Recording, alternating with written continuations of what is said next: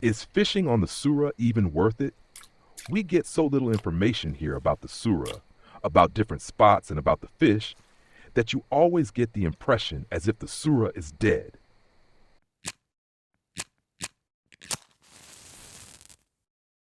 So I just walk over to the Sura and simply try out a bit what works here. The Sura, in terms of level, is more placed in the mid-game. That means we can already fish really successfully here, even with relatively simple rigs. That's why I'm testing the classic hair rig here now, of course. So, the rig that we unlock as the first rig for carp fishing. And that allows us to fish with sinking boilies, but also with pellets. If you also feel like carp fishing but you're not that far in the game yet, then definitely check out the video here about the basics. So, how do you start with the hair rig? What do you need for carp fishing so that you can get into bottom fishing for carp step by step? We have very different situations here on the Sura and different areas that work really well again and again, and where we can also regularly catch very different fish of the Sura really well. And if we also take a look at which fish can even be caught here at all, we also see a large selection of very different fish that can really be worth it. And the nice thing is, the fish have quite a bit in common here.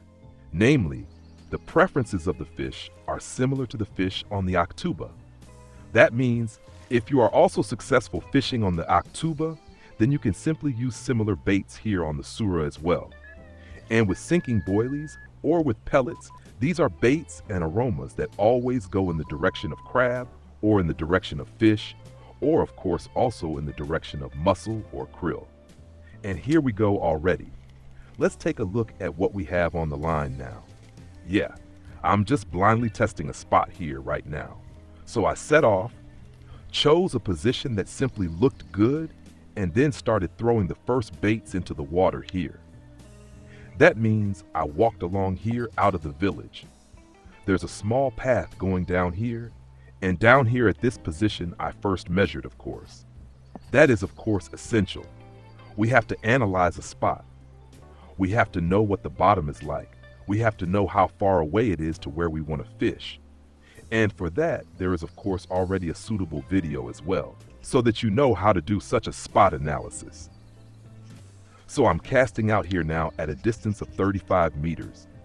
Accordingly, I also chose the line clip and I use this tree here as my target. And then, like I said, I keep casting out loosely again and again. I also, of course, prepared a ground bait to match. I'll show you that in a moment as well.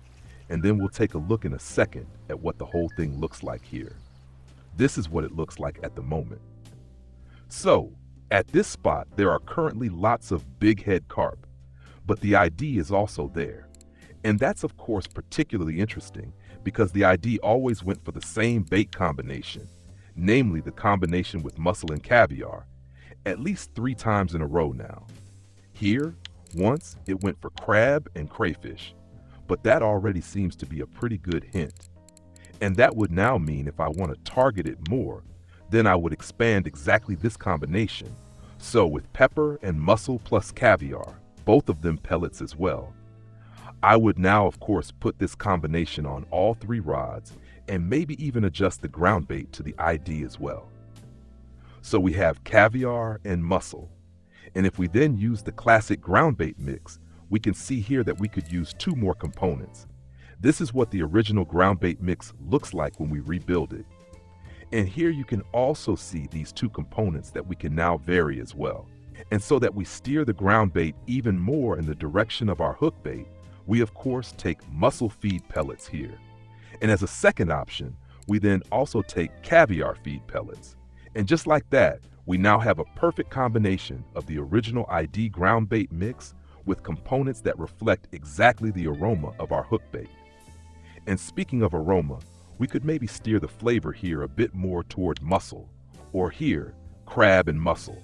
That already looks pretty good. Name the ground bait one more time, and then we have the perfect ground bait here for this fish. However, because the spot is now 35 meters away, you of course now either need a catapult, or you first cast out with a feeder basket to a distance of 35 meters. and initially feed the spot. That would of course be the simplest method. By the way, there are also feeder baskets where 2 balls fit in directly every time. That would mean you then cast out 5, 6, 7 times to the spot, and then you have enough ground bait at the spot at 35 meters, and after that, you can rebuild your bottom rod so that you then fish with the classic hair rig exactly in this area at 35 meters. Or of course, you simply use the spod rocket, or if you can already do it later on, then of course also PVA. In the end, it is completely irrelevant how you throw the bait to the spot. What matters is that you throw the bait to the spot. My 3 target fish here were, of course, besides the bighead carp, also sterlet and wild carp. I did not expect the ID at all. Even so, it is of course nice that you find it here. But those are the 3 important fish, so bighead carp, wild carp, and sterlet. These 3 fish can regularly be targeted very well with fishy aromas, again and again, and also with the classic hair rig if we use pellets.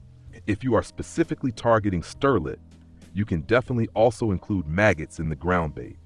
Maggots simply make sure that the ground bait stays better on the bottom, and that is exactly where the sterlet try to pick up their food.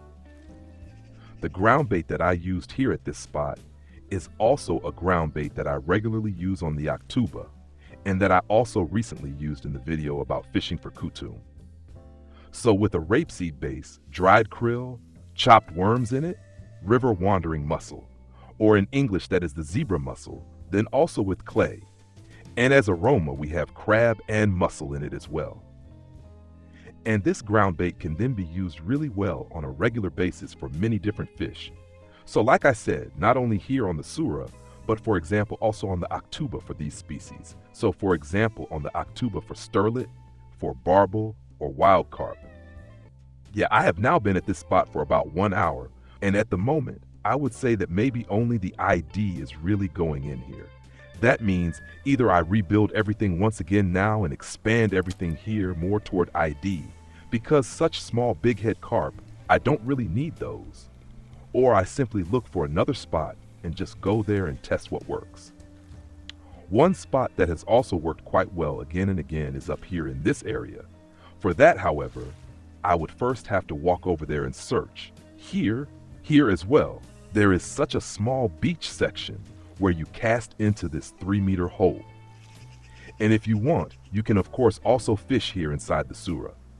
That has also worked really well from time to time here in these different areas, especially for sterlet. Here we often have sandy bottom, and accordingly you would of course have to adjust your setup, so maybe rather sand-colored lead and lid core. On the YouTube channel, you can already find numerous other videos about fishing here on the Sura, so just test out what else you can do here. Especially here on the Sura, you will always find spots that work really well again and again, even if the video, for example, is older. There is no such thing as old in Russian fishing for. There are simply different weather conditions and fish preferences from time to time. But the spots are usually the same ones that regularly work well. Yeah, in the keep net. We now actually still have the ID, but as a trophy, I think I can get rid of it better that way. So let's rather take a look at the fish market here. Yeah, this actually looks pretty good now. So 300 silver just for testing with very simple baits. You can really do that quite well. And I will now test a few other spots here on the Sura right away. If you like the whole thing, leave a thumbs up. Don't forget to subscribe to the channel. That really helps me a lot. And then I'll see you in the next video. Until then, tight lines.